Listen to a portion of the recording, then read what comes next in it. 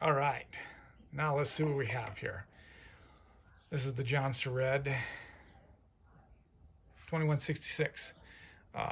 As I reported earlier, we were looking at not splitting the case on this one, and it turned out that right in here was some bad bearings. So obviously, had to split the case. You're gonna have to change out the bearings. Showed you some grinding work before and after. Well, now that I got the case split, I don't have to guess anymore. And what I can do is show you is that right in here, I still need to take a little bit out over in here, because when it spins, as you can kind of see, this is the rotation. It's clockwise as you're facing it.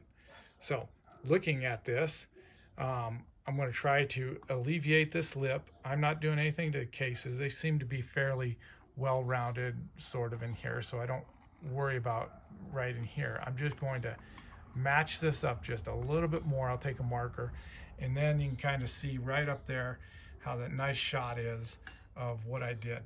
Now I'm also took the caps off, and you can kind of see here's one cap taken out that center divider, and here's the other cap. You can kind of see the center divider in here. Common this theme seems to be is to remove this, and it helps that flow and a little bit more displacement in there. And really, when this was in the cylinder itself, it was still, the deflection wasn't like deflecting it anywhere other than towards the intake, shooting it off towards the intake of the saw. So that's kind of what we're looking at as far as this go. Wasn't really going to do much with exhaust except polish it up.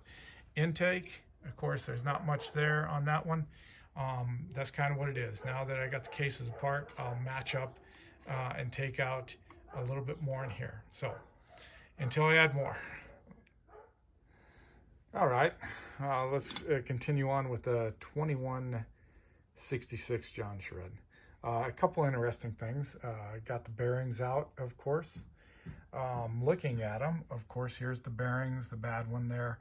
I was trying to look for some sort of markings on there to see, and I'm questioning whether these were factory bearings or not. The markings that I did come up with had a CH and then faintly something else. So, you know, as it goes in there, you might be able to catch that number. It's really faint in there, but I'm kind of questioning whether these were factory bearings or not.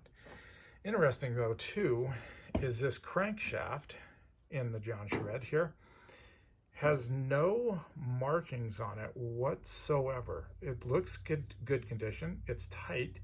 There's no wobble in there. No burn marks.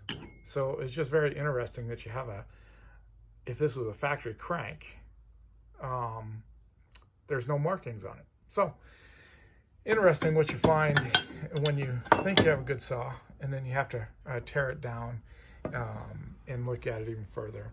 And so even in there, you can kind of see one little nick in there that goes all the way through. So I'm going to have to use, I believe, some sort of either sealant around the base, or maybe put a shade of, I don't know if JB Weld will work or not in there, but that little groove goes all the way. That would provide that air leak in there for a seal purposes. So somebody's dinked in here, pulling out seals or something, and I didn't do the dinking myself. So anyways, cases are ready for bearings, new bearings to go in. Just thought some interesting finds when you're going and using used saws to rehab back into condition. The cases are still good, salvageable, I believe. There's my cylinder sitting there waiting to get back. And we'll end this video, and we'll get you back when it's going and completed back together. So until then, enjoy the saga of the 2166. Thank you. Bye.